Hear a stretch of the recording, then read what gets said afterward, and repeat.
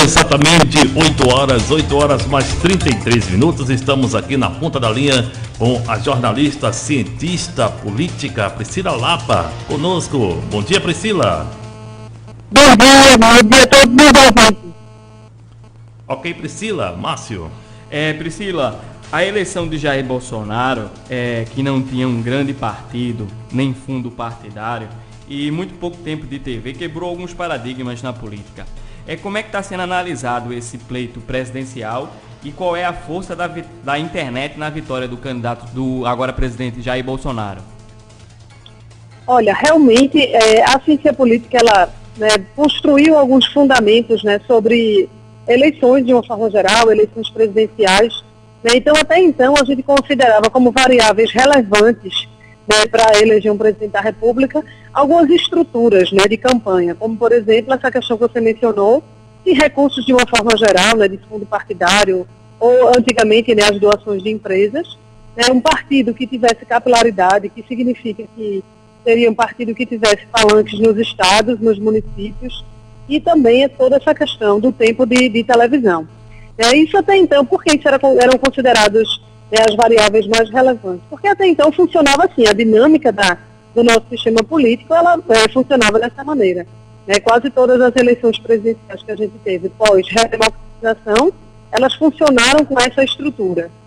Aí chegamos em 2014, algumas dessas variáveis já foram um pouco questionadas, porque em 2014 a gente já tinha ali um cenário de um certo acirramento político no Brasil, e também foram eleições muito disputadas. E a internet naquele cenário já fazia um pouco de papel ali, de cumprir, de levar mensagens eleitorais com uma velocidade muito maior do que os programas tradicionais de rádio e TV faziam, e foi perdendo ali já a audiência e já foi se tornando menos relevante.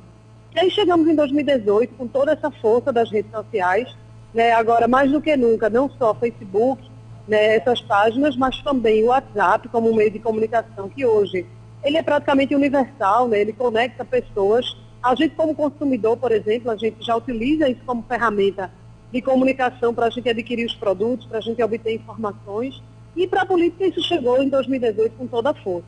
Então agora a ciência política está analisando esses pressupostos, claro, nenhuma teoria ela é imutável, a gente está aí agora mostrando que a realidade ela vai se impondo, e a gente agora vai precisar fazer uma reflexão sobre se até que ponto as estratégias utilizadas em 2018 elas correspondem a uma conjuntura muito própria que a gente vive no Brasil hoje, ou se isso será uma tendência que vai ficar e que vai permanecer para as próximas eleições também.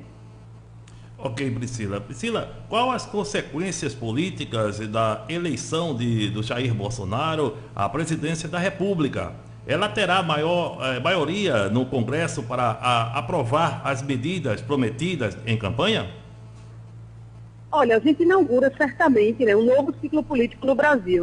Na própria campanha eleitoral já foi isso, já foi a inauguração de um ciclo político, e aí a gente precisa ter um pouco de cautela para pensar que a gente às vezes tem a impressão de que um modelo político ele vai ter vigência para sempre. E não é assim, A história da humanidade mostra que a política ela é feita de ciclos, como a economia também é feita de ciclos. Então a gente no Brasil viveu aí um ciclo mais de centro-esquerda durante aí, algum período, durante praticamente 2 décadas, quando a gente junta o governo Fernando Henrique com os governos do PT, e agora a gente vive aí um outro momento de um novo ciclo político que se inicia com uma formação política mais de direita, saindo um pouco mais do centro. Isso ficou claro não só na eleição do próprio Jair Bolsonaro, como do próprio Congresso, que teve uma composição agora diminuindo o peso dos partidos. Na verdade, a gente fragmentou no Congresso, mas com um peso agora também mais forte dos partidos de direita. Isso é uma tendência mundial que está acontecendo, de ter uma mudança aí de perspectiva desse espectro político. E, obviamente, que as forças políticas do país vão se adequando, vão se rearrumando, à medida que isso for acontecendo. Então, o que é que provavelmente a gente terá aí como desafios com essa questão de formação de uma maioria? A gente não mudou o nosso modelo, o nosso sistema político, ele continua sendo o de um presidencialismo de coalizão. Isso implica que um presidente da República, para aprovar a sua agenda, ele precisa necessariamente construir uma maioria no Congresso, na Câmara e no Senado. Não adianta ter na Câmara e não ter no Senado, não adianta ter no Senado e não ter na Câmara. E essa maioria, ela é feita na eleição, né, quando os partidos finalizam ali coligações, quando se montam, né, coalizões já na eleição, e depois que passa a eleição, nessas negociações que vão sendo feitas na formação desses governos, né? Então, Jair Bolsonaro tem uma certa tranquilidade a seu favor de ser alguém que se elegeu com alta popularidade, né? Ele não teve a votação, não foi uma votação pequena, né? Ele teve votação em todo o país, ele tem apoio aí de norte a sul do país, e isso é importante para um presidente conseguir construir a sua coalizão de governo.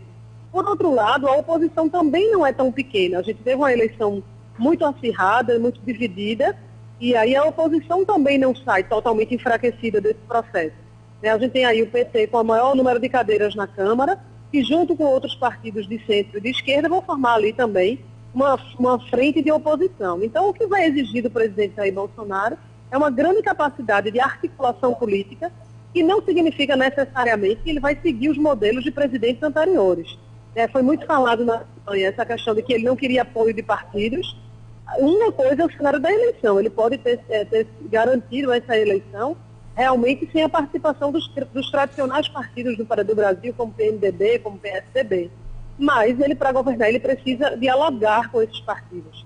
E aí eu acho que tudo isso vai se acomodando. A gente ainda tem um desafio muito grande de compreender como é que rumos isso vai tomar. Vai depender muito do tom conciliador que ele possa empregar para atrair esses partidos para a sua base.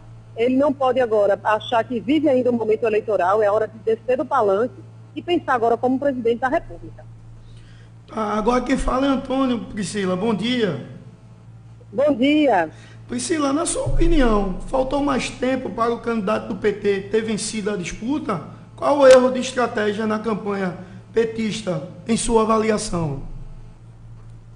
Olha, a gente tem toda uma questão aí ligada, né, toda vez que um partido passa muito tempo no poder, né, como o PT passou, ele não está no poder já há 2 anos, já vem, né, um pouco, isso gera um desgaste, né, do material político do partido, mas ele naturalmente vai ocupar, né, o espaço de oposição, só que agora com um outro nível de enfrentamento, de demandas, porque ele não é o único partido de oposição, ele talvez, em termos quantitativos, né, da quantidade, do tamanho da bancada, ele seja um dos maiores, mas ele não está único, né? A gente viu aí a dificuldade que a esquerda teve, por exemplo, de construir uma grande frente de esquerda para enfrentar essa eleição. Então, eles não conseguiram dialogar antes da campanha, não conseguiram dialogar muitas vezes durante a campanha.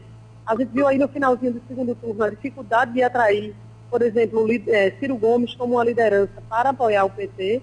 Né? Então, não é mar de rosas, né? Se por um lado o presidente vai enfrentar esses desafios, como a gente mencionou. Por outro lado, a oposição também vai ter uma dificuldade de, nesse momento, corresponder, e se articular e se organizar. Agora, a tendência é que haja aí uma certa diminuição desses tons altos que foram usados na campanha, porque o país precisa voltar a funcionar, né? A população brasileira ficou muito conectada com essa agenda da eleição, mas as pessoas começaram a apresentar uma fadiga, né, de tudo isso. Muita gente dizia assim, eu não vejo a hora que chegue domingo para tudo isso acabar. E eu acho que a tendência é que as coisas comecem a entrar numa certa ordem de naturalidade das coisas, e o Partido dos Trabalhadores agora vai precisar, através dessa liderança que foi revelada, né, Fernando Haddad se revelou sim, ele teve muito pouco tempo de exposição pública para se consolidar como um líder diante de um desafio grande que é substituir a liderança maior do partido. Ele conseguiu fazer isso com uma certa eficiência. Ele se acredita, né, como uma possível nova liderança dentro do partido, e eu acho que a tendência é que as coisas entrem numa certa ordem natural e que o PT vá reencontrando as suas bandeiras aí de conexão como uma grande frente de oposição. Falando nessa frente de oposição, essa votação obtida por Fernando Haddad o credencia para liderar essa oposição, e você acredita que haverá uma fragmentação no campo de oposição, Priscila? Olha, a oposição vai ter muita dificuldade de num primeiro momento, conversar, né? Aquela história, nenhum partido é dono de uma ideologia sozinho. Né? A gente vê aí, por exemplo, uma legenda como o PSOL, ela é uma legenda que cresceu significativamente nos últimos anos, não só em termos de quantidade de representantes eleitos, mas que ocupou aí durante, por exemplo, todo o governo Temer, quando o PT foi retirado do poder pelo processo de impeachment em 2016, e ficou ali um grande vazio. Quem era a oposição no Brasil ao governo Temer?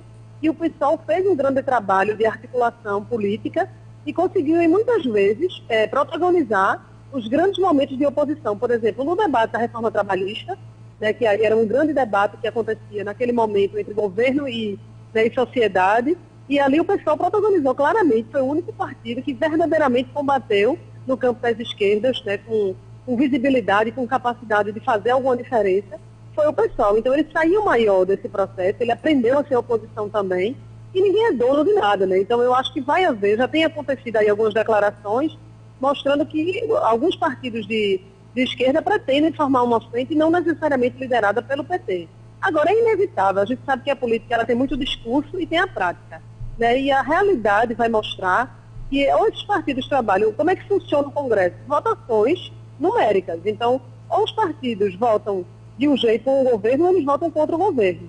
Então, naturalmente, em pautas que sejam, né, que a sociedade, que a esquerda entenda que a sociedade sairá perdendo, ela vai se unir e vai votar contra o governo. Agora, o quanto isso vai ser capaz de ser uma articulação, de atuar como uma bancada mais coesa, a gente ainda tem muita dificuldade em enxergar isso. Eu acho que eles ainda vão demorar um tempo para que tudo isso seja assimilado e para que os partidos de esquerda também se organizem nesse novo ciclo político. Priscila, para finalizar, a gente teve no Rio Grande do Norte a única governadora, a única governante mulher eleita, que é do PT, a senadora Fátima Bezerra. Como é que você avalia a representação feminina nessas eleições? Olha, eu acho que essa questão da agenda feminina na política, ela ganhou muita força em 2018. Ela vinha ganhando já, né, muita gente discutindo isso, querendo compreender, né, como é que poderiam criar mecanismos para ampliar a participação feminina. E em 2018 as mulheres ganharam muito protagonismo, pelo menos no debate. Eu acho que pela primeira vez eu enxergo que as mulheres começaram a perceber a força eleitoral delas. Sempre se falava assim, a mulher é a maioria do eleitorado. Mas assim, as mulheres nunca protagonizaram puxar os temas da eleição para si, dizer assim, eu quero intervir, eu quero dizer, né, como é que as coisas podem acontecer. Teve uma mudança aí na regra, né, da questão de, além da cota que já existe há um certo tempo no Brasil, essa questão do financiamento, o TSE, próximo aí à eleição, fez aquele decreto, né, dizendo que 30% do fundo partidário tinha que também financiar, né, as campanhas femininas. E aí tinha sim uma grande expectativa de que quando você coloca mais recursos, você consegue mais vitórias. E de fato, quando a gente olha os dados no Brasil, né, de assembleias e da Câmara dos Deputados e Senado, a gente tem uma certa evolução do índice, que sempre foi em torno de 10%, e a gente aumentou para ali em torno de 14, 15, uma média nacional. Então é um avanço pequeno diante do peso do eleitorado feminino, mas o mais importante é que o eleitorado feminino entrou na agenda, né? Toda essa discussão que a gente viu aí, do ele não, ele sim, mulher vai com Bolsonaro, mulher não vai com Bolsonaro, de alguma forma trouxe o efeito de mostrar o peso da representação da mulher, do voto feminino para eleger um candidato. Então eu acho que daqui para frente, a tendência é que a gente comece a entender que as mulheres não apenas devem participar do debate político para discutir pautas só femininas. Mulher discutindo questão de mulher. Mulher tem que discutir tudo. Mulher é protagonista hoje nas empresas, é protagonista, o maior número de estudantes universitários do Brasil hoje são mulheres. Então as mulheres hoje, elas podem protagonizar, por exemplo, aqui em Pernambuco, a gente teve aí a deputada mais votada da história do Estado, uma mulher que ocupa uma função que é muito masculina ainda, é muito masculinizada, que é a função de delegado. Então vem mostrar que a mulher tem poder de atuar onde ela quiser, e acho que isso não reverte mais. Eu acho que daqui para frente as estratégias eleitorais terão que pensar muito claramente como se direcionar para esse público feminino.